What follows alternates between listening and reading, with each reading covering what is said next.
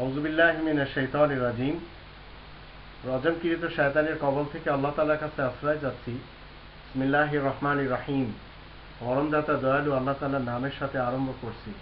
আসসালামু আলাইকুম ওয়া রাহমাতুল্লাহি ওয়া বারাকাতুহু। আপনাদের সকলের উপরে আল্লাহ তাআলার পক্ষ থেকে রহমত এবং বরকত নাযিল হোক, এটি আমার কামনা।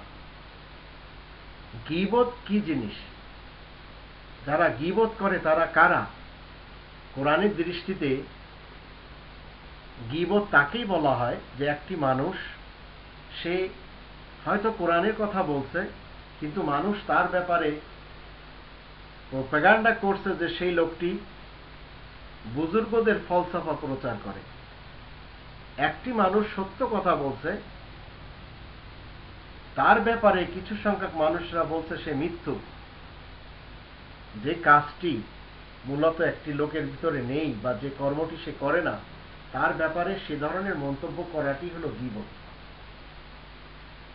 শয়তানের যত চরিত্র রয়েছে, এই চরিত্রের উপরে পৃথিবীতে অধিক দুর্নীতিবাজ, দুষ্কৃতিকারী, ভ্রষ্টাচার এবং নৈরাজ্য সৃষ্টিকারী লোকদের চরিত্রের ভিতর আমরা দেখতে পাই। এদের চরিত্র সমাজের সামনে, দেশের সামনে, জনগণের সামনে তুলে ধরা নিহায়েত কোরআনের দৃষ্টিতে একটি ঠিক কাজ। কিন্তু একটি লোক দুর্নীতিবাজ, তাকে আপনি ওলিয়াল্লাহ বলছেন, এটা ঠিক না। একটি লোক 100 মানুষকে হত্যা করেছে, তাকে আপনি ওলিয়াল্লাহ বলছেন, এটাও ঠিক না। তো কোরআনের দৃষ্টিতে কোরআন প্রচারককে আপনি অযথা গালি দিতে যে যদি গীবত করে বসেন, তাহলে কোরআন 49 নম্বর সূরা আল হুজুরাত এর 12 নম্বর আয়াতে আল্লাহ রাব্বুল আলামিন বলছেন, ইয়া আইয়ুহাল্লাযীনা আমানু ইজতানিবু কাসীরাম মিনাজ-যন্ন ইন্না বা'দাজ-যন্নি ইসমুন ওয়া লা তাজাসসাসু ওয়া লা ইয়াগতাব বা'দুকুম বা'দা আইয়ুহিব্বু আহাদুকুম আন ইয়াকুলা লাহমা আখিহি মাইতান ফাকারিহতুমুহু ওয়াত্তাকুল্লাহা ইন্নাল্লাহা তাওয়াবুর রাহিম। এখন একজন মানুষ যদি কারোর গীবত করে, তো আল্লাহ কোরআনের মাধ্যম দিয়ে আমাদেরকে শিক্ষা দিচ্ছেন সে তার আপন মরা ভাইয়ের মৃত্যু লাশের গোশত খাচ্ছে। আর আল্লাহ বলছেন নিশ্চয়ই এটা তোমাদের পছন্দ হবে না, অবশ্যই তোমরা ঘৃণা করবে। তারপরেও মানুষ গীবত করে যাচ্ছে।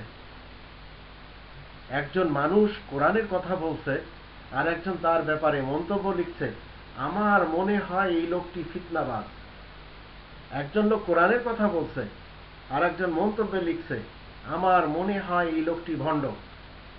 একজন লোক কোরআনের কথা বলছে, একজন মন্তব্যে লিখছে, আমার মনে হয় এই লোকটি খ্রিস্টানদের এজেন্ট। একজন লোক কোরআনের দায়ী, কোরআনের পথে মানুষকে ডাকছে, আর একজন মন্তব্যে লিখছে, আমার মনে হয় এই লোকটি ইহুদিদের দালাল।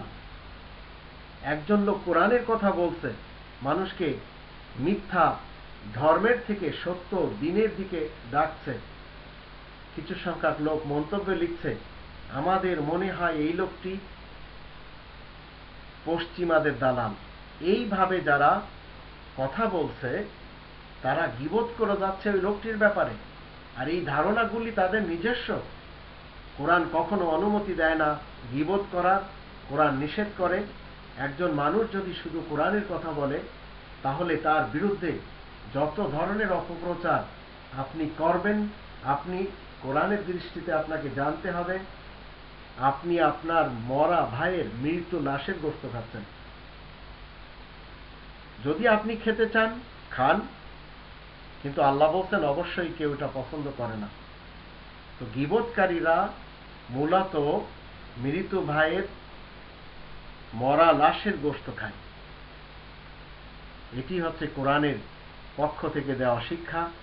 আজ আপনাকে এবং আমাকে এই ধরনের অভ্যাস যদি আমাদের মাঝে থাকে, তাহলে এগুলি ছেড়ে দিতে হবে, এগুলি বর্জন করে চলতে হবে। এটি ইসলামের শিক্ষা।